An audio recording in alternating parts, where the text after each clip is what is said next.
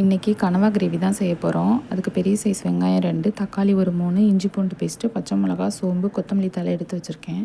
ஒரு பேனில் எண்ணெய் ஊற்றி காஞ்சதும் சோம்பு போட்டு பொரிஞ்சதும் பெரிய வெங்காயம் போட்டு நல்லா வதக்குங்க. வெங்காயத்தோட பச்சை ஸ்மெல்லு போகிற வரைக்கும் நல்லா வதக்கிக்கிட்டே இருக்கணும்.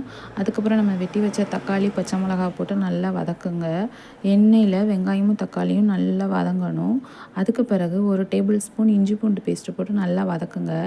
இந்த இஞ்சி பூண்டு பேஸ்ட்டை நானே வீட்டில் அரைச்சி வச்சுக்கிருவேன், கடையில் வாங்க மாட்டேன். நீங்கள் எப்படின்னு கமெண்ட்டில் சொல்லுங்கள். இஞ்சி பூண்டு பேஸ்ட்டோட பச்சை வாசனை போகிற வரைக்கும் நல்லா வதக்கிட்டு நம்ம வாஷ் பண்ணி வச்சுருக்க கணவாயை எடுத்து போட்டுருங்க. போட்டுட்டு வெங்காயத்தோடையும் தக்காளியோடையும் கனவா நல்லா மிக்ஸ் ஆகணும். ஸோ 5 மினிட்ஸ் மூடி வச்சு வேக விடுங்க.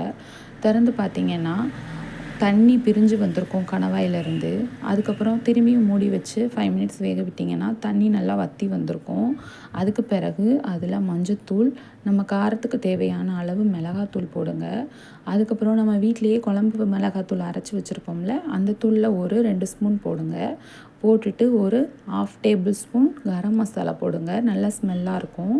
போட்டு நல்லா வதக்கி விடணும். தண்ணி எதுவும் இப்போ ஊற்றக்கூடாது. இந்த மசாலாலேயே நல்லா ட்ரை ஆகிற வரைக்கும் வதக்கி விட்டுட்டே இருக்கணும். அதுக்கு பிறகு முக்கியமான ஒரு இன்க்ரீடியண்ட் உப்பு போட மறந்துடாதீங்க. கல் உப்பு தான் நான் யூஸ் பண்ணுவேன். கல் உப்பு போட்டு நல்லா வதக்கிட்டு அதுக்கு பிறகு நம்மளுக்கு தேவையான அளவு தண்ணி, இப்போ நான் கிரேவியாக செய்கிறனால ரொம்ப தண்ணி தேவையில்லை. கொஞ்சமாக தண்ணி ஊற்றி ஒரு கிண்டி மூடி வச்சிடுறேன். மூடி வச்சு ஒரு 5 மினிட்ஸ் கழித்து பார்த்தா நல்ல ஸ்மெல்லிங்காக வந்திருக்கு.